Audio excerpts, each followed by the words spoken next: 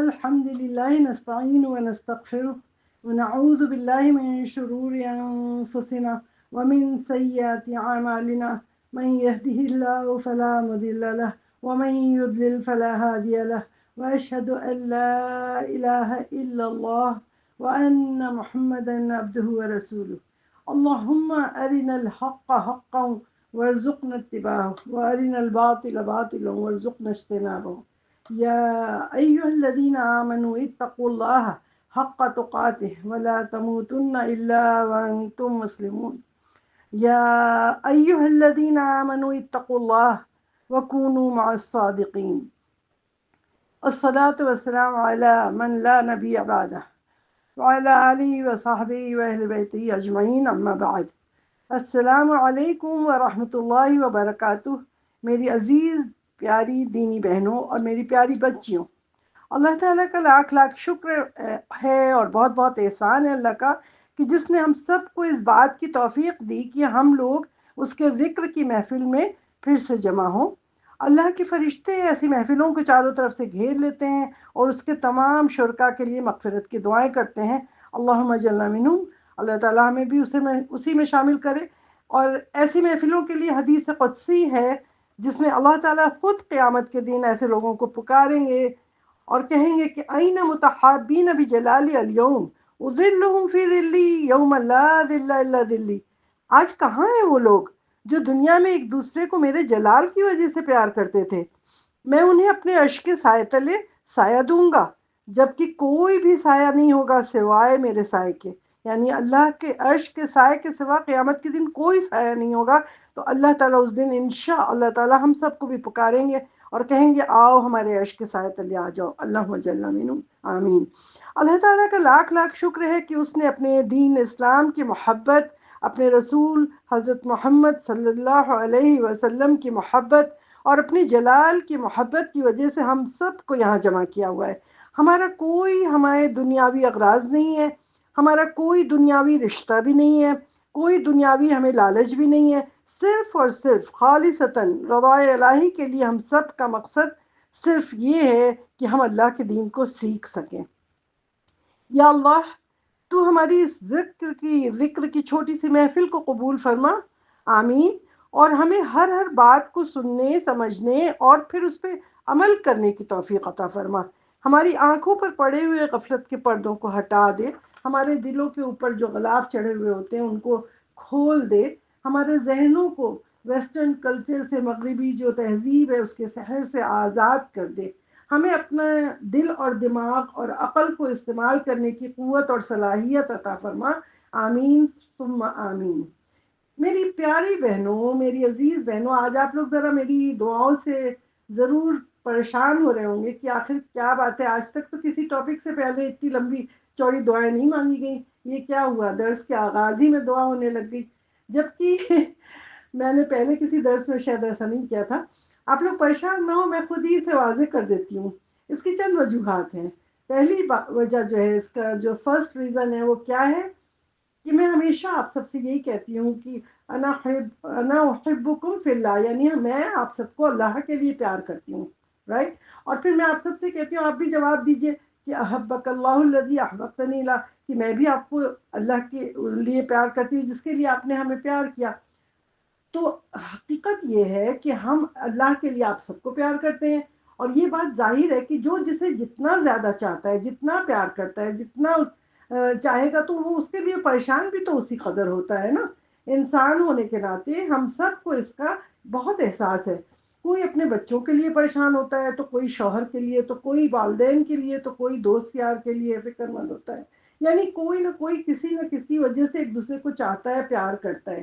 لیکن میری عزیز بہنوں، کچھ لوگ دنیا میں ایسے بھی ہیں کہ وہ دنیاوی رشتوں سے بھی زیادہ اپنے دینی رشتوں کی فکر کرتے ہیں، اور کیونکہ یہ رشتہ ابدی رشتہ ہے، ہمیشہ کے لیے ہے، بعد میں مرنے کے بعد بھی انشاءاللہ وہی ہوگا، تو وہی ایک فکر جو ہے آپ کی اس بہن کے دل میں بھی ہے کہ اس بات سے ہمارا دل تڑپتا ہے کہ اگر ہم وہ چیز جو ہم خود جانتے ہیں وہ آگے ہم اپنی بہنوں تک اس میسج کو کیوں نہ پہنچائیں، تاکہ ان کے دلوں کی گہرائیوں میں اس بات کو اتار دیں کہ اللہ کے دین کو ہمیں پڑھنا ہے، سمجھنا ہے، اور اس پہ عمل کرنا ہے، پھر اس کی تبلیغ کرنا ہے، اور اخلاص کی نیت، بہت اخلاص سے ہم ایک دوسرے کو اس بات کو سمجھا سکیں. تو یہی بے چینی ہے کہ جس کا احساس وہی شخص کرتا ہے جو اللہ کے لیے ایک دوسرے کو پیار کر رہا ہو. تو میری عزیز بہنوں، آپ لوگ غور کریں، سوچیں کہ ہم یہاں کس لیے آئے ہیں، اور ہم دین کا حق ادا کرنے آئے ہیں، ہم سچے دین کو سیکھنے آئے ہیں. اس کی اہمیت کو ہم لوگ سمجھیں، اس کو واضح کریں گے. آپ لوگوں کو ضرور اس بات کا احساس بھی ہوگا کہ اس آج کل معاشرے میں اتنی زیادہ فحاشی اور یہ سب پھیلتی چلی جا رہی ہے. تو آخر کیا کمزوری ہے کہ درس دروس تو اتنے زیادہ ہو رہے ہیں ہر طرف. اب تو انٹرنیٹ ہے اور میڈیا ہے اور نہ جانے کیا کچھ ہے، تو ہمیں تو کچھ سیکھنے کے لیے کوئی چاہیے ہی نہیں کہ ہم کہیں نکل کے جائیں. کوئی وہ پرابلم ہی نہیں ہے. پھر ایون دین کیوں فحاشی اتنی کیوں پھیلتی چلی جا رہی ہے؟ اس کی کیا وجہ ہے؟ کچھ تو وجوہات ہیں نا جس پہ ہمیں غور کرنا ہے کہ یہ پرابلم آخر ہے کیا. تو یہ شیطان جو ہے نا، وہ دنیا کو اصل میں اتنا خوبصورت بنا کے پیش کرتا ہے، اور ہمارا نفس امارہ جو کہ ہمیں ہر وقت برائی کی طرف کھینچتا رہتا ہے، وہ ہمیں نفس لوامہ کی بات سننے ہی نہیں دیتا.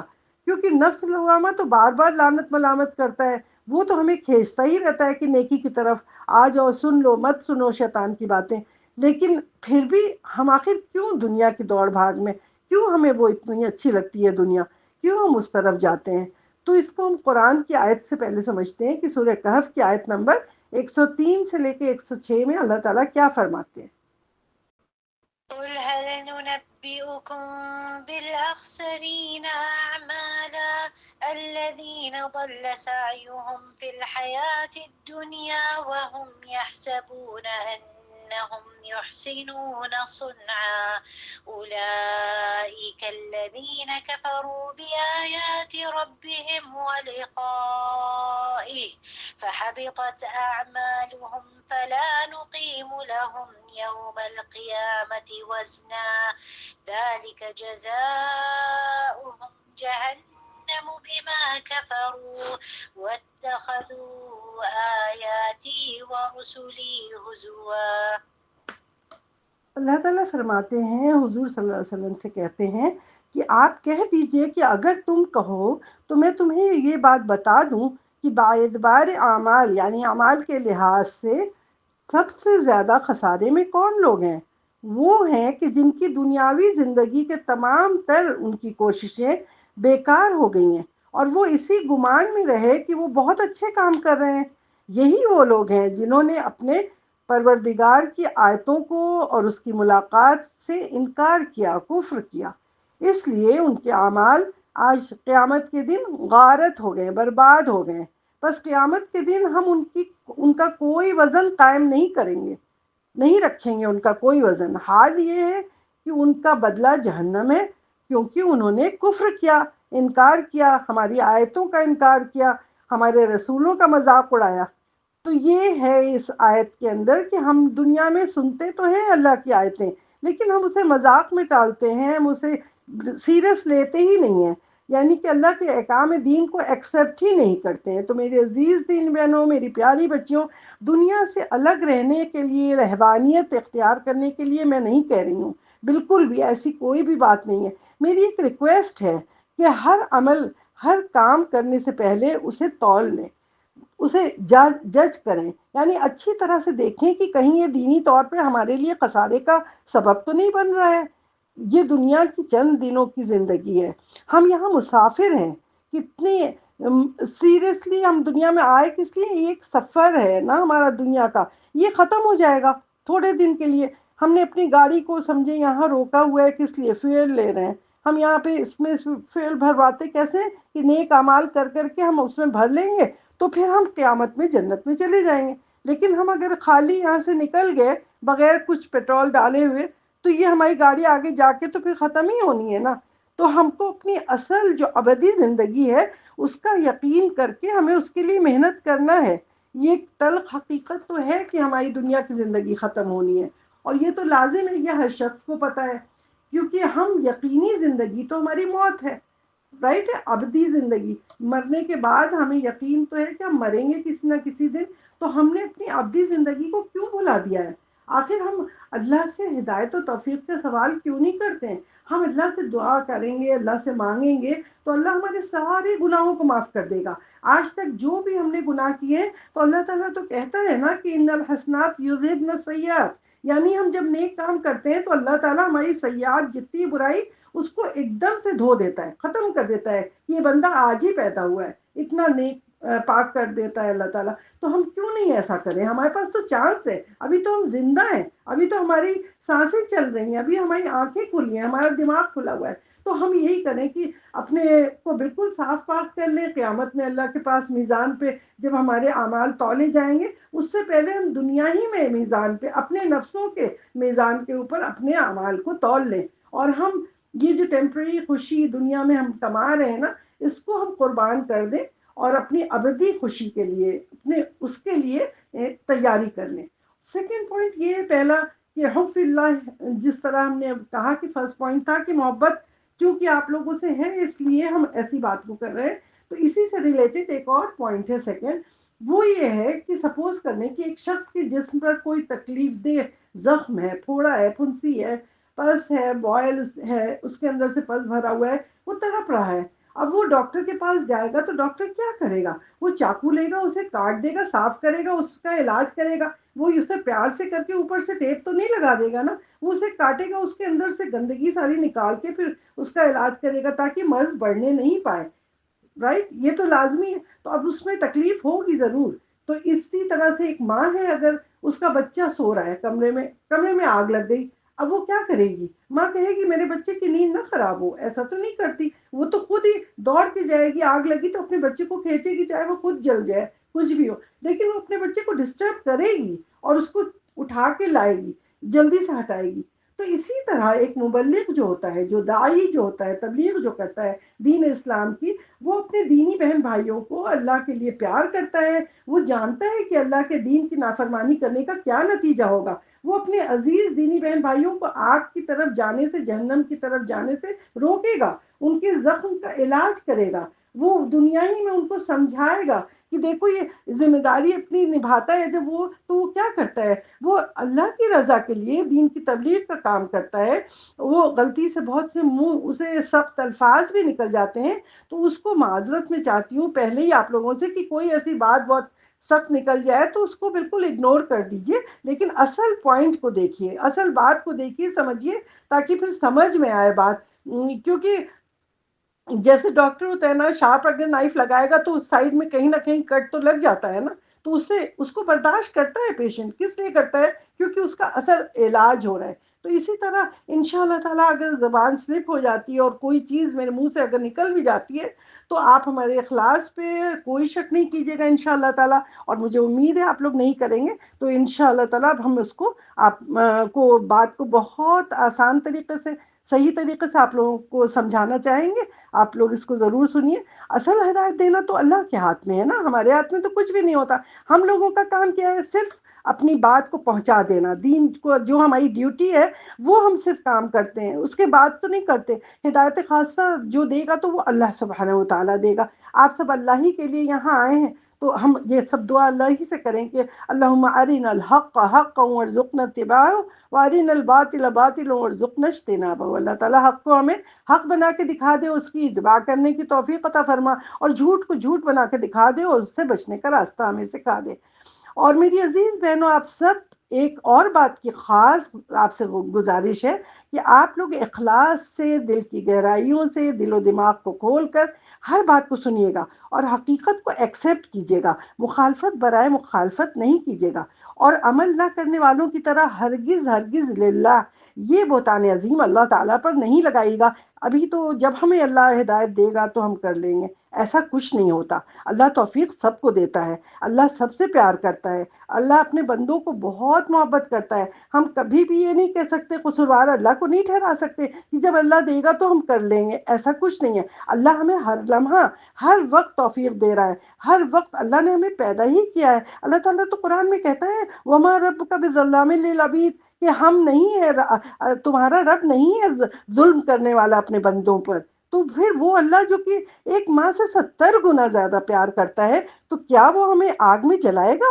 وہ تو نہیں جلا سکتا. اللہ تو ہمیں خود ہدایت دینے کے لیے تیار بیٹھا ہوا ہے. وہ تو ہم خود جو ہے دنیاوی رشتہ داروں سے ڈرتے ہیں، ان کی ناراضگی کو اہمیت دیتے ہیں، ان کا خوف ہمارے دلوں میں زیادہ ہوتا ہے، اسی لیے ہم حجاب نہیں کرتے. کیوں نہیں کرتے؟ کیوں ہم گناہ گار کیوں ہو رہے ہیں؟ اس لیے کہ ہمارے دل میں اللہ سے زیادہ خوف ڈر اور یہ ساری چیزیں کس کی ہے؟ اپنے عزیز اقارب کی، اپنے ملنے والوں کی. فلاں برا مانے گا، فلاں یہ کرے گا. تو ان ساری باتوں کو دل سے بالکل نکال دیں اور صرف اللہ سے ڈریں. آپ اگر کہیں گے کہ سمعنا و اطعنا، یا اللہ ہم نے تیری طرح کا کلام سن لیا، تیری ساری باتیں سن لی اور ہم اس کی اطاعت کرنا چاہتے ہیں، تو کیا آپ سمجھتے ہیں کہ وہ غفور الرحیم اللہ تعالیٰ منع کر دے گا کہ نہیں نہیں میں تمہیں ہدایت نہیں دیتا؟ ایسا تو نہیں ہوتا نا. اللہ تو دیتا ہی ہے ہدایت. تو اللہ تعالیٰ ضرور ہدایت دے گا. اس لیے خدا کے لیے اللہ کو مورد الزام نہ ٹھہرائے، بلکہ خود اللہ تعالیٰ سے ہدایت طلب کیجیے اور اللہ تعالیٰ سے دعا کیجیے کہ اللہ تعالیٰ دنیاوی کاموں میں جس طرح ہم جلدی جلدی کر کے ہر کام کرتے ہیں، اسی طرح ہم دین کے کام کو بھی بہت تیزی سے عمل کریں. جیسے ہی ہم سنیں ہم کہیں سمعنا و اطعنا، یا اللہ ہم نے سنا، اور ہم فوراً عمل کرتے ہیں. کوئی بھی چیز آپ ابھی حجاب کی تمام باتیں جو سنیں گے تو آپ یہ اسی بات سے لے کے بیٹھیے کہ ہم نے سمعنا و اطعنا پہ ہی عمل کرنا ہے. کیونکہ ہمیں نہیں پتا کہ ہم سانس لے رہے ہیں، ابھی انہیل کر رہے ہیں، ایکسہیل کر پائیں گے؟ آکسیجن لے رہے ہیں، کاربن ڈائی آکسائڈ جس سے نکالیں گے نہیں. کیا پتا فرشتہ آ جائے، موت کا فرشتہ، اور ہماری روح لے جائے. تو موت تو کسی وقت بھی آتی ہے، یہ تو ایک حقیقت ہے نا. تو پھر اس لیے ہم سب کو اس بات کے لیے تیار ہونا ہے. کیوں؟ کیونکہ قیامت کے دن ہمارے سارے آرزو جو ہیں گواہی دیں گے ہمارے خلاف. ہم مجبور ہو جائیں گے، ہمارا منہ بند کر دیا جائے گا، ہم لاچار ہوں گے، ہم کچھ نہیں کہہ سکیں گے. خدا نخواستہ ہمارا آخری ٹھکانہ جنت کی بجائے جہنم نہ ہو. ہمیں پتہ ہے نا کہ ہر شخص کے دونوں ٹھکانے بنائے جاتے ہیں. جب اللہ پیدا کرتا ہے انسان کو تو اس کے لیے جنت بھی بناتا ہے اور جہنم بھی بنا دیتا ہے. تو جنتیوں کو دکھایا جاتا ہے کہ دیکھو تم یہ جہنم سے بچ کے تم جنت میں گئے، اور جو لوگ دوزخی ہوتے ہیں ان کو دکھایا جاتا ہے تمہارا ٹھکانہ یہ جنت میں تھا، لیکن تم نے اپنے اعمال ایسے کیے کہ آج تم جہنم میں جا رہے ہو. تو اس لیے جب انسان پیدا ہوتا ہے تو اس کے لیے دونوں ہوتا ہے، پھر اسے فری ول دے دی جاتی ہے. پھر اللہ تعالیٰ کہتا ہے اب جو بھی تم چاہو اپنے لیے وہ چن لو. تو اللہ تعالیٰ سے ہم دعا کرتے ہیں اللہم اجرنا من النار، اللہم اجرنا من النار، اللہم اجرنا من النار. یا مقلب القلوب ثبت قلوبنا علی دینک، یا مصرف القلوب صرف قلوبنا علی طاعتک. سورہ حجرات کی آیت نمبر 1 پر دیکھتے ہیں. سورہ آپ ریڈ کریں. يا أيها الذين آمنوا لا تقدموا بين يدي الله ورسوله واتقوا الله إن الله سميع عليم. اے لوگوں جو ایمان لائے ہو، اللہ اور اس کے رسول کے آگے پیش قدمی نہیں کرو اور اللہ سے ڈرو. اللہ سب کچھ سننے والا اور سب کچھ جاننے والا ہے. یعنی قرآن اور حدیث پر پوری طرح عمل کرو. جو بھی سنو اس پہ پوری طرح عمل کرو. کسی دوسرے شخص کو، چاہے وہ تمہارا باپ ہو، چاہے بیٹا ہو، چاہے شوہر ہو، چاہے بھائی ہو، کوئی ہو، اس کے حکم کو اللہ کے حکم کے اوپر نہیں ڈالو، اس کو مقدم نہیں کرو. اللہ اور رسول کا حکم سب سے اوپر ہے، اسی کو مقدم سمجھو. کیونکہ ہم مسلمان ہیں، اللہ کا شکر ہے کہ ہمارا عقیدہ ہے، دین اسلام کو ہم فالو کرنے والے ہیں. تو دین تو ہمارا کامل ہو چکا، اس میں تو کوئی کمی نہیں ہے. کوئی خیانت نہیں کی ہے، نہ جبرائیل علیہ السلام نے اور نہ ہی محمد صلی اللہ علیہ وسلم نے. انہوں نے پورا کا پورا دین جیسا کہ اللہ تعالیٰ نے کہا تھا وہ تا قیامت ویسے ہی رہے گا. اور اللہ تعالیٰ نے کامل دین ہم پر بھیج دیا ہے اور کہا ہے اس پہ پورے کے پورے کامل دین پہ کی پیروی کرو، تب جا کے اللہ ہم سے راضی ہوگا. جیسا کہ سورہ مائدہ کی آیت نمبر 3 میں اللہ تعالیٰ فرماتے ہیں آج میں نے تمہارے دین کو تمہارے لیے مکمل کر دیا ہے اور اپنی نعمت کو تم پر تمام کر دیا، پوری کر دیا ہے، اور تمہارے لیے اسلام کو دین کی حیثیت سے قبول کر لیا ہے. تو اللہ تعالیٰ نے پورا اپنی تمام نعمتیں ہمارے اوپر پوری کی اور پھر ہمیں کیا دیا؟ Free will. اب دے دیا کہ تم، یہ نہیں کہا ہے کہ زبردستی ہم کوئی گناہ، زبردستی کوئی نیک کام اللہ تعالیٰ نہیں کروائے گا. ہمیں آزادی ہے، ہم انسان ہیں، ہم کوئی جانور نہیں ہیں. ہمیں عقل دی ہے، سمجھ دی ہے کہ اپنی فری ول سے چوز کرو اپنے لیے کہ تمہارے پاس دونوں راستے ہیں. اب تم شیطان کی پیروی کرتے ہو یا اللہ کے کام کی. اس لیے ہمیں چاہیے کہ ہم خود اپنی اولاد کو اور اپنے گھر والوں کو اور خود دین اسلام کے مطابق اپنی اصلاح کریں. اور پھر اس کے بعد ہم اپنی قوم کی، اپنے معاشرے کی اصلاح کر سکیں. جیسا کہ سورہ رعد میں اللہ تعالیٰ آیت نمبر 11 میں کیا فرماتے ہیں؟ إن الله لا يغير ما بقوم حتى يغيروا ما بأنفسهم. بے شک اللہ تعالیٰ کسی قوم کے حال کو نہیں بدلتا جب تک کہ وہ خود اپنے حال، اپنے اوصاف کو خود نہیں بدل لے. یعنی ہمارا کام خود ہے، اپنے کو ٹھیک کرنا ہمارا کام ہے، کوئی آ کے ہمیں نہیں ٹھیک کرے گا. اسی لیے میری عزیز بہنوں، ہمیں دین اسلام پر قائم رہنے کے لیے اپنے نفس اور اپنے شیطان مردود کے ساتھ ہمیں جہاد کرنا ہوگا. ہمیں یہ ایسے آسانی سے نہیں مل جائے گا دین، اس کو ہمیں باقاعدہ اسٹرگل کرنا ہے، جہاد کرنا ہے. یہ جہاد سب سے بڑا جہاد ہے، جو ہمارے دلوں میں طرح طرح کے وسوسے ڈال کر شیطان ہمیں گمراہ کرنے کے لیے لگا ہوتا ہے، وہ ہمیں دین پہ عمل نہیں کرنے دیتا. اسی لیے سورہ فاتر کی آیت نمبر 6 میں اللہ تعالیٰ کیا فرماتے ہیں؟ إن الشيطان لكم عدو فاتخذوه عدوا إنما يدعو حزبه ليكونوا من أصحاب السعير. در حقیقت یہ شیطان تمہارا دشمن ہے، اس لیے تم بھی اسے اپنا دشمن ہی سمجھو. وہ تو اپنے فالوورز کو، اپنے پیرووں کو اپنی راہ پر اس لیے بلا رہا ہے کہ وہ دوزخیوں میں سے شامل ہو جائیں. شیطان کی کوئی قوت نہیں دی ہے اللہ نے، ہم سے زیادہ انسان کو جو قوت دی ہے کہ انسان ایک اعوذ باللہ من الشیطان الرجیم پڑھے تو شیطان تو دم دبا کے بھاگ جاتا ہے. ہمیں تو اللہ نے زیادہ سکھایا ہے، انسانوں کو زیادہ سکھایا ہے. انسان شیطان سے زیادہ پاورفل ہے، تو کبھی یہ نہیں سمجھے کہ یہ شیطان اور جن ہم سے زیادہ پاورفل ہے، بالکل نہیں. اللہ کا کلام سب سے بڑا پاورفل ہے، اور وہ اللہ نے ہمارے نبی کے ذریعے محمد صلی اللہ علیہ وسلم، جبرائیل علیہ السلام کے ذریعے سے وہی بھیجی وہاں، اور پھر قرآن کی طرح ایک مینول کی طرح ہمارے پاس موجود ہے. اس میں سے جو کچھ آپ پڑھیں گے شیطان آپ سے بالکل دور بھاگ جائے گا. تو اللہ تعالیٰ ہمیں ہدایت کی طرف بلا رہا ہے اور شیطان ہمیں گمراہی کی طرف لے جاتا ہے. جیسا کہ سورہ اسراء کی آیت نمبر 9 میں اللہ تعالیٰ کیا فرماتے ہیں؟ إن هذا القرآن يهدي للتي هي أقوم ويبشر المؤمنين الذين يعملون الصالحات أن لهم أجرا كبيرا. بے شک یہ قرآن ایسے طریقے کی طرف ہدایت کرتا ہے کہ جو بالکل ہی سیدھا ہے، بالکل اسٹریٹ، اور ایمان والوں کو جو نیک عمل کرتے رہتے ہیں خوشخبری دیتا ہے کہ ان کے لیے بڑا بھاری اجر ہے. یہ اللہ کی طرف سے کتنی بڑی خوشخبری ہے کہ اگر آپ سیدھا اسٹریٹ پاتھ پکڑ لیں گے تو کیا ہے، جنت ملے گی آپ کو نا. اور پھر بھی ہم جو ہے اس کی باتیں شیطان کی سنتے رہتے ہیں اور اپنے کو گمراہ کرتے ہیں، ہمارے بچے گمراہ ہو رہے ہیں، ہم گمراہ ہو رہے ہیں. تو آپ دیکھیں سورہ کہف کی آیت نمبر 50 میں اللہ تعالیٰ کیا فرماتے ہیں؟ أفتتخذونه وذريته أولياء من دوني وهم لكم عدو بئس للظالمين بدلا. اللہ تعالیٰ فرماتے ہیں، تو روز ہم پڑھتے ہیں نا سورہ کہف، اس میں ہمیشہ ہم لوگ غور نہیں کرتے، اس میں کتنا صاف لکھا ہے. تو کیا تم اسے، یعنی شیطان کو اور اس کی شیطان کی اولاد کو مجھے چھوڑ کر دوست بنا رہے ہو؟ تم شیطان کو اپنا دوست بناتے ہو، اللہ پوچھ رہا ہے ہم سے، حالانکہ وہ تمہارے دشمن ہیں. وہ کتنا برا بدل ہے. تم نے، تمہارے لیے اللہ کے بعد یا اللہ کو ولی بنانا، اللہ کو دوست بنانے کے بجائے تم اپنے شیطان کو اپنا دوست بنا رہے ہو. تو یہ اللہ تعالیٰ ہم سے سوال کر رہا ہے کہ دیکھیں یہ تو اللہ کی اور تمام نعمتوں کا ذکر دیکھیں. سورہ نحل کی آیت نمبر 89 میں کیا اللہ تعالیٰ فرماتے ہیں؟ ونزلنا عليك الكتاب تبيانا لكل شيء وهدى ورحمة وبشرى للمسلمين.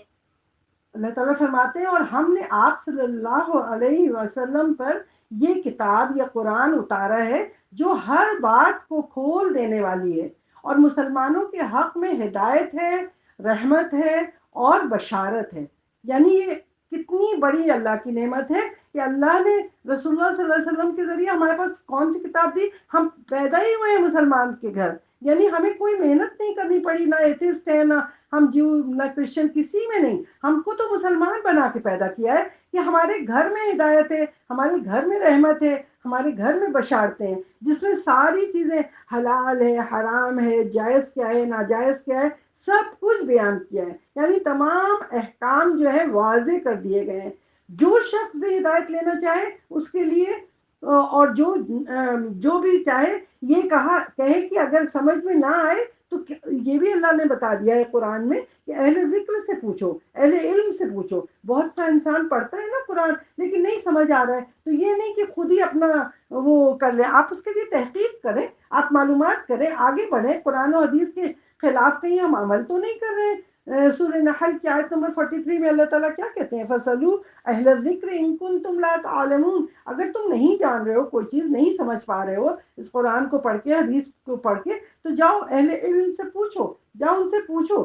لیکن یہ بھی ہے کہ اہل علم ایسا نہ ہو کہ ہم اہل علم یعنی کسی بھی عالم سے بیٹھ کے پوچھنے لگ گئے. کوئی بدعتی ہے، کوئی غلط کام کر رہا ہے، بغیر تحقیق، بغیر دلیل کے ہم نے عمل کرنا شروع کر دیا کہ ہم سے تو فلاں مفتی نے یہ کہا تھا، تو اس کا گناہ ہمارے سر ہوگا. ایسا نہیں کہ ہم کسی بھی عالم کو اٹھا کے سنے اور جان رہے ہیں کہ وہ ہمیں گائیڈ کر دیا، اس نے کہہ دیا، بس ہم نے اس کے اوپر چھوڑ دیا تو ہم اسی کو عمل کرنے لگ گئے. نہیں، ہمیں تحقیق کرنی ہے. آخر دنیاوی کاموں میں ہم کیا کرتے ہیں؟ اپنا کوئی بزنس ہو، اپنی تعلیم ہو، اپنی علاج ہو، اپنی شاپنگ ہو، تو ہم کیا کرتے ہیں؟ تحقیق کرتے ہیں، بہترین چیز ڈھونڈتے ہیں. بہترین شاپنگ کہاں سے ہوگی، بہترین علاج کہاں سے ہوگا، بہترین پڑھائی کہاں سے ہوگی، ہم کوشش کرتے ہیں کہ نہیں. تو آخر دین کو اتنا گیا گزرا کیوں سمجھا ہے کہ اس کے لیے ہمیں تحقیق نہیں کرنی ہے؟ کسی نے کہہ دیا اچھا فلاں مفتی نے یہ کہا تھا، ہم نے وہ کر لیا عمل. کیوں؟ تحقیق کیجئے، کہیں بدعتی تو نہیں ہے وہ مفتی کہ بدعت کی باتیں بتا رہے ہیں، غلط باتیں. ہمیں پوری تحقیق کے ساتھ اپنی آنکھیں، دل، دماغ سب کھول کے علماء کے، کئی علماء حضرات سے پوچھیں اور فتوے کو چیک کریں. اگر صحیح ہے، تمام لوگ کہتے ہیں، تو پھر آپ اس پہ عمل کریں. بالکل قرآن حدیث کو پڑھنے سمجھنے کے لیے آج ہم وقت ہی نہیں نکال پاتے. ہم تو چاہتے ہیں ریڈی میڈ پیکیجز جیسے مل جائیں ہمیں، تو ہم تو ایکسپائری ڈیٹ بھی نہیں چیک کرتے کہ جو چیز پہلے کسی نے دے دیا ہے، ہاں یہ فتویٰ تھا فلاں وقت میں، یہ تھا، بس کر لیا، ہماری شرع میں یہ ہے، یہ گنجائش نہیں ہے، وہ نہیں. یہ نہیں کہ ہمیں یہ ہلاک کر دے گا. دنیا کی چیز ہم ایکسپائرڈ نہیں کھاتے ہیں کہ ہم کہیں مر نہ جائیں، کہیں ہمیں نقصان نہ ہو. تو ہم اپنے دین کو کیوں ایسا سمجھتے ہیں کہ ہم اس میں چیک ہی نہ کریں، اور جو ہمیں کسی نے کہہ دیا ہے پہلے سے ہم وہی کرتے چلے آ رہے ہیں. ایسا نہیں کرنا ہے، ورنہ پھر ہمیں بھی جہنمی میں جانا پڑے گا. تو اس لیے اللہ تعالیٰ سے دعا کریں کہ اللہ تعالیٰ کی ہم نعمتوں کو یوز کریں، اپنی آنکھوں سے دیکھیں، قرآن کو سنیں، سمجھیں. اور جس طرح ایکسپائری ڈیٹ کی ہم گروسری نہیں خریدتے، شاپنگ نہیں کرتے، اسی طرح تحقیق کر کے ہمیں اپنی دین کو بھی سمجھنا ہے. کیونکہ قرآن میں سورہ ابراہیم میں اللہ تعالیٰ 34 آیت میں کیا کہتے ہیں؟ وَإِن تَعُدُّوا نِعْمَتَ اللَّهِ لَا تُحْصُوهَا إِنَّ الْإِنسَانَ لَظَلُومٌ كَفَّارٌ. کہ تم کو اللہ تعالیٰ کہتا ہے کہ تمہیں تو ہم نے اتنی نعمت دی ہے، سب کچھ، تم اسے چاہو بھی تو نہیں گن سکتے. ہم دیکھیں نہ اندھے ہیں، نہ بہرے ہیں، نہ کچھ گونگے ہیں، ہمارا دل دماغ سب صحیح ہے نا، تو ہم اس کو استعمال کیوں نہیں کرتے؟ ہم اپنی آنکھ سے دیکھیں، کانوں سے سنیں، زبان سے پڑھیں، دل و دماغ سے سمجھنے کی کوشش کریں. دین اسلام کی تمام نعمت سب سے بڑی دین اسلام کی ہے. قرآن ہمارے پاس ہے، تبھی ہمارا فلاح اور نجات ہوگی، تبھی ہمیں جنت کا راستہ مل پائے گا، اور تب ہم جنت میں جا پائیں گے. تو میری عزیز بہنوں، اتنی ساری لمبی چوڑی میں نے باتیں کر دی تمہید کرنے کے بعد. اب میں اصل حجاب کے موضوع کی طرف آتی ہوں کہ اللہ تعالیٰ سے دعا ہے کہ وہ ہم سب کو عمل کرنے والا بنائے. آمین ثم آمین. یہ بات یاد رکھیے گا کہ اگر انسان ہمت کر لے اور پکا ارادہ کر لے اور صرف اپنے اللہ سے ڈرے تو کوئی مجبوری سامنے نہیں آتی. جب کوئی کام کرنے کا ارادہ ہی نہ ہو انسان کا، خدا کا خوف ہی نہ ہو، تو ہزار مجبوریاں، ہزار بہانے، ہزار چیزیں شیطان ہمارے نفس کو بہکاتا رہے گا اور ہم ٹالتے رہیں گے. تو اس لیے بالکل سیریس ہو کے گمراہ ہونے کے بجائے اصل بات کو سنیں، سمجھیں اور عمل کریں. سب سے پہلے ہم دیکھتے ہیں کہ عربی میں لفظ حجاب کیا ہے. حجاب، ستر، عورہ، اس کا فرق ہم سمجھیں گے. پہلے حجاب کے معنی کیا ہے؟ ویل، پارٹیشن، پردہ، رائٹ.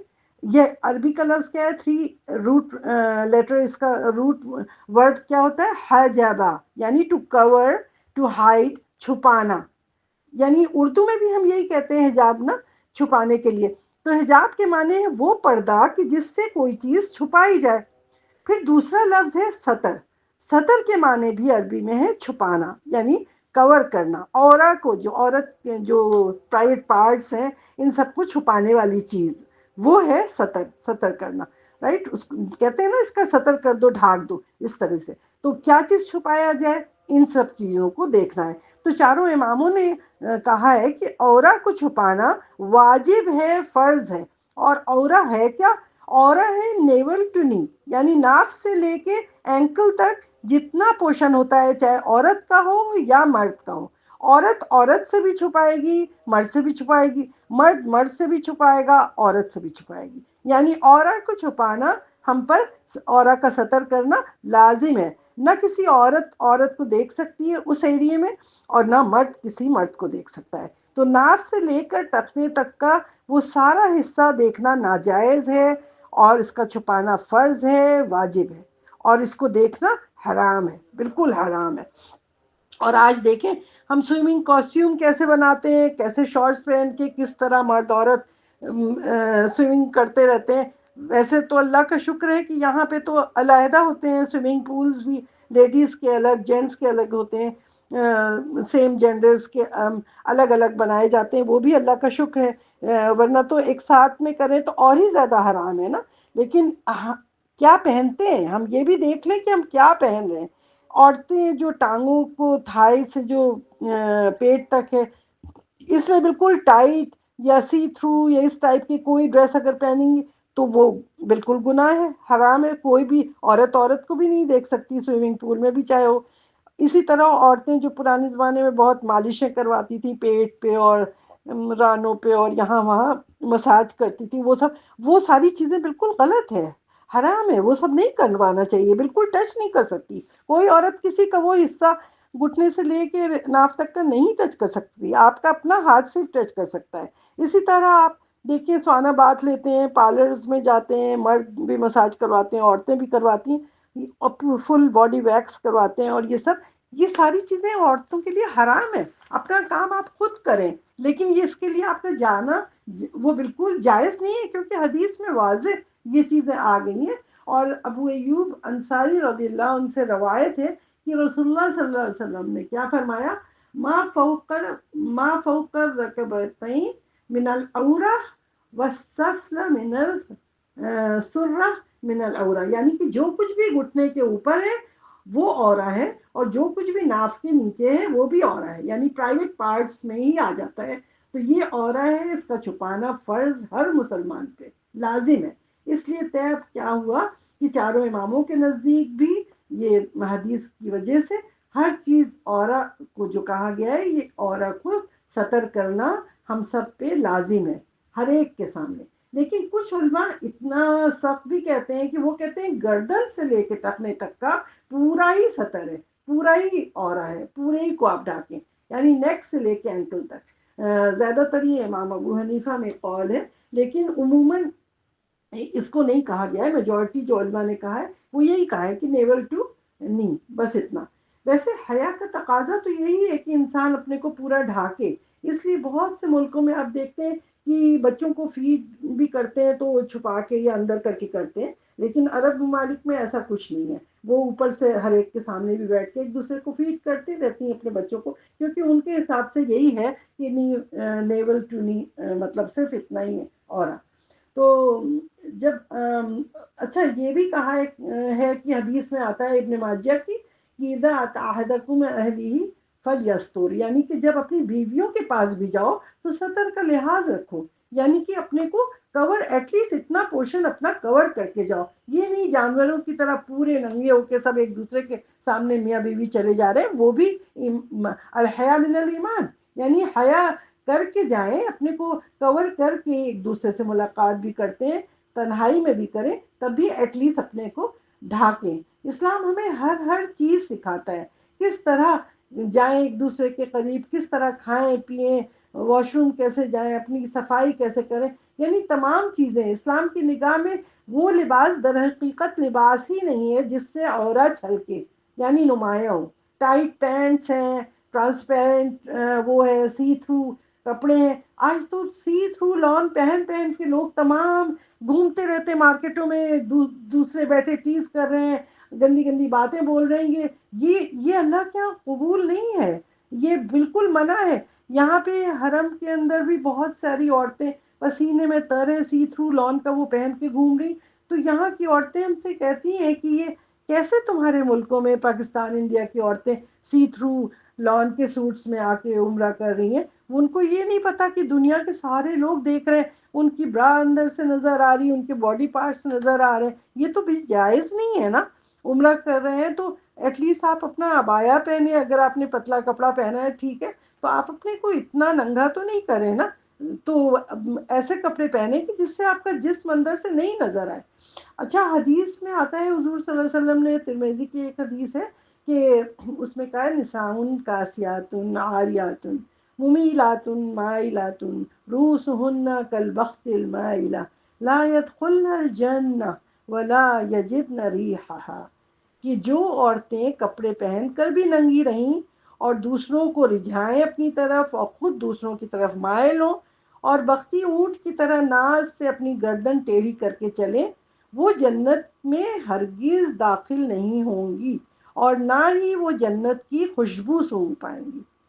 آپ دیکھیں کتنی بری بات ہے. یہاں کاسیاتن فی الدنیا و عاریاتن فی الآخرہ. دنیا میں تو کپڑے پہنے ہوں گی لیکن وہ عاریہ ہوں گی، قیامت کے دن وہ ننگی تصور ہوں گی اور انہیں جہنم میں ڈال دیا جائے گا. تو اسلام ہمیں کمپلیٹ وے آف لائف سکھاتا ہے. ہر برائی، ہر فحاشی سے بچنے کے لیے، مسلمان عورتوں کو گائیڈ کرنے کے لیے قرآن اور حدیث ہمارے پاس موجود ہے بہت ڈیٹیل سے. آج ہم کیا کرتے ہیں، باربی ڈال کی طرح ہر عورت بننا چاہتی ہے کہ بالکل ویسے ہی ہو جائے دبلی پتلی، کیٹ واک کر رہی ہیں، کیا کچھ نہیں کر رہی ہیں آج کل. تو ہمیں تو یہ سب چیزیں ہمارے دین میں نہیں ہے. ہمیں دین میں ہمارے نبی صلی اللہ علیہ وسلم نے ہر چیز بتائی ہے، نصیحت کی ہے، دلائل قرآن حدیث دلائل ہیں ہر چیز کے. پردے میں اختلافات کر کر کے لوگ کہتے ہیں نہیں اتنا پردہ نہیں، اتنا نہیں. پھر پردے کی وجوہات، ایکسکیوزز، سب کچھ ہمارے قرآن اور حدیث سے ثابت ہے. بس ہمیں غور سے سننا، پڑھنا اور سمجھنا ہے تاکہ ہم اس پہ عمل کر سکیں. اتق المحارم تکن عابد الناس، یعنی کہ گناہوں سے بچو تو سب سے بڑے عابد شمار ہوگے. یعنی ہم گناہوں سے اپنے کو بچا لیں تو ہم عابد لوگوں میں ہمارا بھی شمار ہوگا. اور خاص کر جو علانیہ گناہ ہیں جو کبھی بھی معاف نہیں ہوں گے، یعنی جو گناہ ہم جان بوجھ کر رہے ہیں، پراؤڈلی کر رہے ہیں، دکھا کے کر رہے ہیں اور اپنے کو بہت کول اور بہت ماڈ سمجھتے ہوئے کر رہے ہیں، وہ گناہ کبھی بھی معاف نہیں ہوں گے. متفقون علیہ حدیث بخاری میں اور مسلم میں وہ آتا ہے کہ کل امتی معاف الا المجاہرین، میری پوری امت معافی کے لائق ہے مگر اعلانیہ گناہ کرنے والے معافی کے لائق نہیں ہے. یعنی وہ جان رہے ہیں کہ یہ چیز ہمارے مذہب میں ہے پھر بھی وہ اعلانیہ گناہ کر رہے ہیں، تو ایسے لوگوں کی گناہ نہیں، ان کے معافی اللہ کے یہاں قبول نہیں ہوگی. اس لیے میری عزیز دینی بہنوں، میری پیاری بچیوں، اس بات کو، بے پردگی جو ہے یہ ایک اعلانیہ گناہ ہے، اس سے بچ کر رہیں ورنہ معافی کی کوئی امید نہیں ہے. No hope, not at all. یعنی کہ ہم یہ جو گناہ کر رہے ہیں کہ بے پردہ ہم گھومتے ہیں، تمام لوگوں کو دعوت دیتے ہیں اپنے کو دیکھنے کا، تو یہ اعلانیہ گناہ کر رہے ہیں. اب میں آپ کے سامنے باذن اللہ قرآن اور حدیث کی 3 قرآن سے اگزامپل دیتی ہوں اور 3 حدیث سے. یہ حجاب ہمارے دین میں اس میں کیا دلائل ہے وہ آپ کو پیش کرتے ہیں. امید کرتی ہوں کہ انشاءاللہ تعالی آپ سب میں کوئی بھی بہن، کوئی بھی بیٹی ایسی نہیں ہوگی کہ جو نصیحت سن کے عمل نہ کرے اور یہاں سے ایسے ہی اٹھ کے چلی جائے. انشاءاللہ تعالی خوش فہمی بھی ہے مجھے اور امید بھی ہے کہ انشاءاللہ تعالی آپ لوگ یہ سنیں گے تو ضرور عمل فوراً کریں گے، کہیں گے سمینا واتانا، ہم نے سنا اور ہم عمل کرتے ہیں. انشاءاللہ آمین. پورا عمل کریں گے کشفا جی. اللہ تعالیٰ فرماتے ہیں سورہ زاریات کی آیت نمبر 55 میں، وَذَكِّرْ فَإِنَّ الذِّكْرَى تَنفَعُ الْمُؤْمِنِينَ، آپ نصیحت کریں، نصیحت مومنین کو ضرور فائدہ دیتی ہے. یعنی ہمارا کام کیا ہے؟ صرف نصیحت کرنا. ہم نصیحت کریں گے تو انشاءاللہ تعالی فائدہ ضرور ہوگا، کیوں جس کو قبول کرنا ہے وہ تو کر ہی دے گا نا قبول. ورنہ تو پھر ہم مومن کہاں سے ہوئے؟ اللہ تعالیٰ کا کلام تو غلط نہیں ہو سکتا، اللہ کا کلام تو بالکل صحیح ہے. تو ہم سب کو بی کیئرفل، بہت اچھی طرح سننا ہے اور سمجھنا ہے اور اس پہ عمل کرنا ہے. سورہ احزاب کی آیت نمبر 53 میں اللہ تعالیٰ کیا فرماتے ہیں؟ پہلی دلیل آپ کے سامنے پیش کرتے ہیں. وَإِذَا سَأَلْتُمُوهُنَّ مَتَاعًا فَاسْأَلُوهُنَّ مِنْ وَرَاءِ حِجَابٍ ذَلِكُمْ أَطْهَرُ لِقُلُوبِكُمْ وَقُلُوبِهِنَّ. اور جب بھی امہات المومنین سے کچھ پوچھنا پڑے یا کچھ مانگنا پڑے، کچھ حاصل کرنا ہو، تو پھر کہا ہے کہ تو پردے کے پیچھے سے پوچھو، پردے کے پیچھے سے طلب کرو کوئی بھی چیز. یہ تمہارے لیے اور ان کے دلوں کے لیے پاکیزگی ہے اور بہتر ہے، تاکہ تم فتنے سے محفوظ رہو. یہ حکم کن کے لیے ہے؟ آپ دیکھیں یہ کس کے لیے، کن مردوں کے لیے، کن عورتوں کے لیے؟ وہ صحابہ رضی اللہ عنہم اجمعین اور وہ امہات المومنین، ان کے لیے. ان سے کہا گیا ہے کہ ذالکم اطہر لقلوبکم وقلوبہن، یعنی تمہارے دلوں کے لیے اور ان کے دلوں کے لیے. ان مردوں عورتوں سے کہا گیا کہ یہ تمہارے لیے بہتر ہے کہ تم پردے کے پیچھے سے حجاب سے مانگو. اور دیکھیں ہم لوگ ان کے مقابلے میں کیا ہیں؟ کچھ بھی نہیں ہے نا. جب صحابہ کے لیے یہ آیت آئی ہے سورہ مجادلہ میں بھی دیکھیں آیت نمبر 22 میں ان کے لیے کیا کہا گیا ہے صحابہ کے لیے کہ رضی اللہ عنہم ورضوا عنہ اولئک حزب اللہ الا ان حزب اللہ هم المفلحون. ان کے لیے کہا ہے کہ یہ وہ لوگ ہیں کہ جن سے اللہ راضی ہے اور وہ اللہ سے راضی ہیں. اور فرمایا ہے ان سے کہا کہ یہ خدائی لشکر ہیں، یعنی حزب اللہ ہیں. یہ ان کو بے شک اللہ کے گروہ والے ہی کامیاب ہوتے ہیں. کہا ہے ان حزب اللہ هم المفلحون کہ اللہ یہ جو ہے رضی اللہ عنہ یہ تو بخشے بخشائے ہیں نا، ان کو تو کتنا زیادہ مطلب رتبہ ہے ان کا. اور پھر فرمایا سورہ نساء کی آیت نمبر 95 میں وَكُلًّا وَعَدَ اللَّهُ الْحُسْنَى، سب کے ساتھ ہمارا معاملہ کیا ہے کہ سب کو ہم نے بخش دیا ہے. اللہ تعالیٰ فرماتے ہیں ان کو جن کو بخش دیا ہے، جو امہات المومنین ہیں ان کو بھی بخش دیا ہے اور یہ سارے صحابہ کو بخش دیا ہے. ان کے لیے کہا گیا ہے کہ ورائے حجاب، یعنی پردے کے پیچھے سے کوئی سوال کرو، بات کرو، کوئی چیزیں لو. تو کیا ہم لوگوں کو کھلا چھوڑ دیا جائے گا کہ ہم اس طرح سے آپس میں ایک دوسرے کے سامنے آئے؟ یہ پہلی دلیل تھی آپ کے سامنے یہ صحابہ کی دی ہے. دوسری ہم سورہ احزاب کی آیت نمبر 32 میں دیکھتے ہیں کہ اللہ تعالیٰ کیا فرماتے ہیں. يا نساء النبي لستن كأحد من النساء إن اتقيتن فلا تخضعن بالقول فيطمع الذي في قلبه مرض وقلن قولا معروفا. یہاں فرمایا کہ اے نبی صلی اللہ علیہ وسلم کی بیویوں، تم کسی عام عورتوں کی طرح نہیں ہو. اگر تم پرہیزگاری اختیار کرو تو نرم لہجے سے بات نہ کرو کہ جس کے دل میں کوئی روگ ہو تو وہ کوئی برا خیال لے آئے. اور ہاں قاعدے کے مطابق کلام کرو.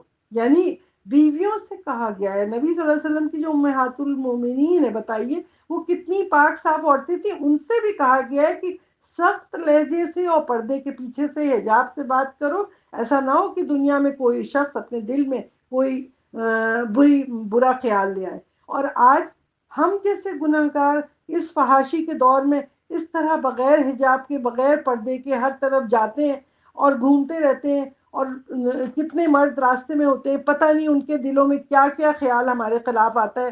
تو ہم تو شیطان کی طرح ہم خود ان کو دعوت دے رہے ہیں کہ آؤ دیکھو ہم اپنا بن ٹھن کے گھر میں جو میک اپ نہیں کرتے وہ میک اپ کر کے ہم مارکیٹ میں نکل جاتے ہیں، شاپنگ کرتے ہیں، ادھر جا رہے ہیں ادھر جا رہے ہیں. وہ اس تیار ہو کے نکلتے ہیں مارکیٹ میں. کبھی ہم نے سوچا ہے کہ وہ ہمارے دل، پتہ نہیں ان کے دلوں میں کیسے کیسے جذبات آتے ہوں، کیسی ان کی بیویاں رہتی ہوں اور وہ ہمارے لیے کیا سوچ رہے ہیں. تو شیطان ان کے دلوں میں کیا کیا ڈال رہا، تو کیا ہم اس کے گنہگار نہیں ہوں گے کہ ہم انہیں اٹریکٹ کر رہے ہیں ان سب باتوں پہ؟ تو یہاں پہ بھی دیکھیں جب حضور صلی اللہ علیہ وسلم کی بیویوں سے کہا، جب بھی قرآن میں کوئی آیت ہوتی ہے، جب کہا جاتا ہے نبی صلی اللہ علیہ وسلم سے، تو کیا ہوتا ہے اس کے بعد ساری امت سے کہا جاتا ہے. تو اسی طرح یہ ساری آیتیں جو ہے پہلی امہات المومنین اور یہ صحابہ سے کہا گیا ہے. تو اس کے بیک گراؤنڈ میں کیا ہے؟ ہم سب کو خطاب کیا گیا ہے، سب کو ہی آیا ہے.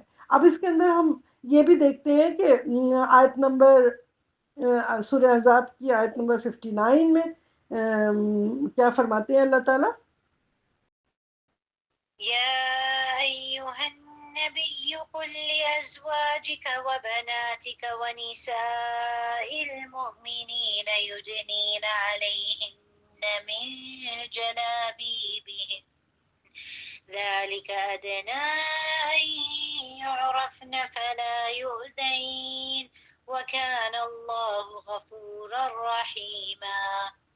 اے نبی صلی اللہ علیہ وسلم فرما دیجئے اپنی بیویوں سے اور اپنی بیٹیوں سے اور مومنین کی عورتوں سے۔ اب یہاں کیا کہا ہے؟ وَنِسَاءِ الْمُؤْمِنِينَ، یہ صرف یہاں پہ یہ شروع میں کہا یا ایھا نبی قل لِأَزْوَاجِکَ اپنی بیویوں سے، وَبَنَاتِکَ اپنی بیٹیوں سے، وَنِسَاءِ الْمُؤْمِنِينَ۔ اب یہاں ہم لوگوں کے لیے باقاعدہ ان میں نام آ گیا، یدنین علیہن من جلابیبہن، کہ ان سے کہا کہ لٹکا لیا کریں اپنے اوپر سے اپنی جلبابوں کو۔ جلباب کہتے ہیں یہ اوپر سے، جلابی بھی ہن کہا ہے اپنی جلباب جو بڑی سی چادر اوڑھی جاتی ہے اپنے ڈریس کے اوپر سے، یہ نہیں کہ وہ جو دوپٹہ اپنے ڈریس کا حصہ ہے وہ نہیں، کہا ہے اپنی جلباب جو اوپر سے، جو برقع جس کو کہا جاتا ہے، جہاں ہوتا ہے جلباب، بڑی بڑی چادریں ہوتی ہیں، کہا ہے کہ اس کو اپنے اوپر سے ڈھانک لیں، سر سے لے کے پورا ڈھانک لیں، تاکہ آپ پہچان لی جائیں اور آپ ستائی نہ جائیں، تاکہ یہ آپ کو پہچان لے لوگ کہ آپ نیک عورتیں ہیں، پارسا عورتیں ہیں۔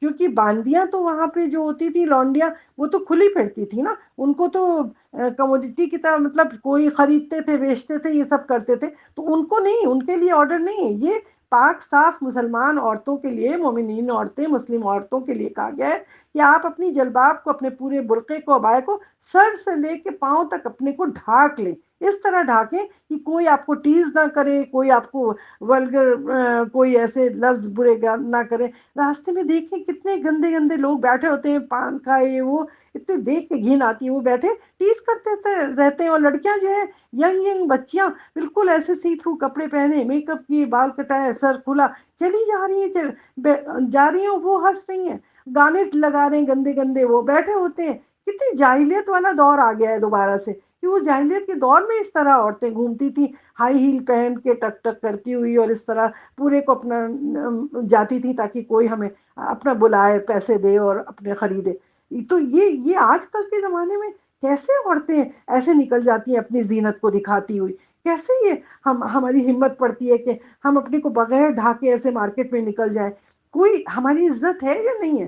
تو ہم یہاں تو بیچی نہیں جا رہی ہیں عورتیں نا، ہم اپنی عزت کو بچائیں، ہم اپنی، جیسا اللہ نے حکم دیا ہے، ہم راستہ چلتی ہوئی ایسی عورتوں کی طرح نہیں ہے کہ ہمیں لوگ چھیڑ چھاڑ کریں اور وہ دیکھ کے بے پردگی کی وجہ سے وہ ہمیں دیکھیں۔ ہماری عزت، ہمیں اپنی عزت کو خود بچانا ہے۔ ہم چادروں سے اپنے گھونگھٹ نکال کے، اس میں کہا گیا ہے، تو آج اس کا کیا ہے، ماڈرن طریقہ، لوگ عبایا بناتے ہیں، ہے نا، چادر نہیں بلکہ نقاب پہن لیتے ہیں، وہ کر لیتے ہیں اچھی طریقے سے تاکہ وہ ڈھکی ہے۔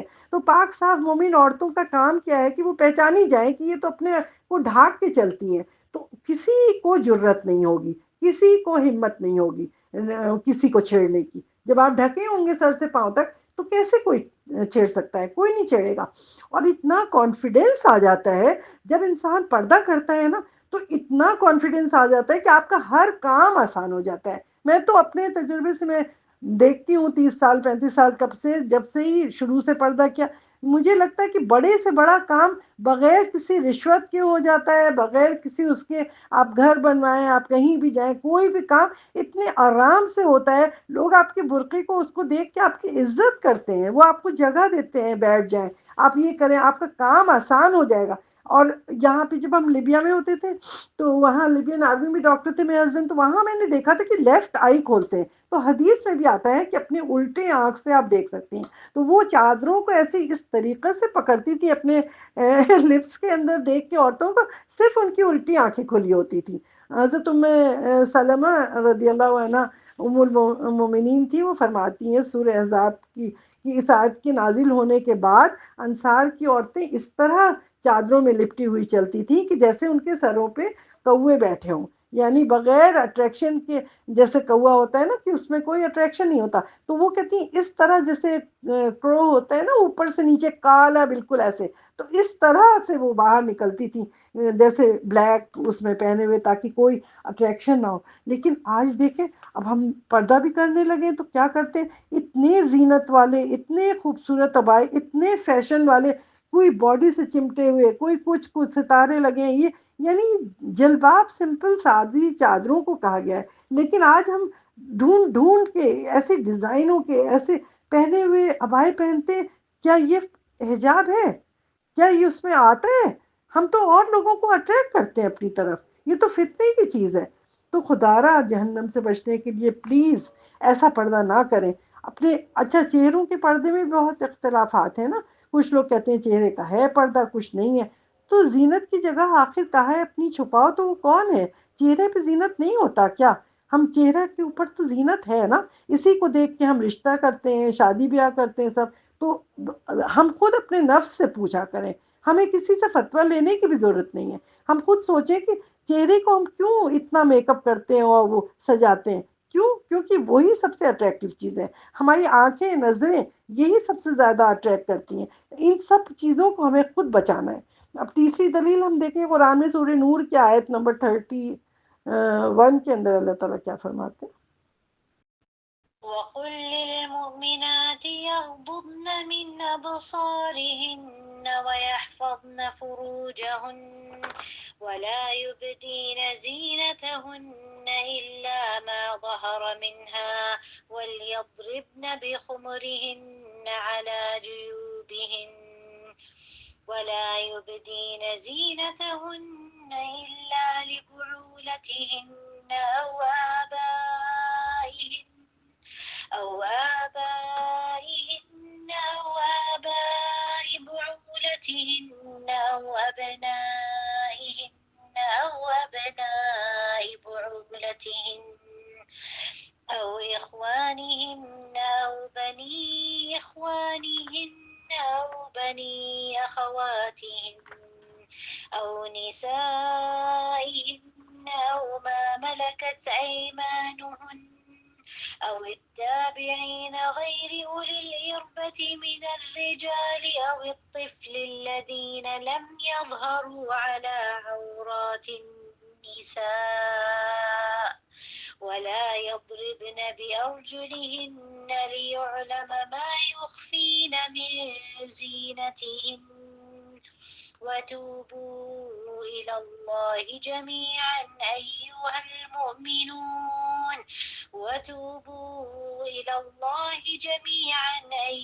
المؤمنون لعلكم تفلحون۔ اللہ تعالیٰ فرماتے ہیں اور کہو مومن عورتوں سے کہ اپنی نگاہیں نیچی رکھیں اور اپنی عصمت میں فرق نہ آنے دیں اور اپنی زینت کو ظاہر نہ کریں سوائے اس کے کہ جو خود بخود ظاہر ہو جائے۔ کیا چیز ظاہر ہوتی ہے؟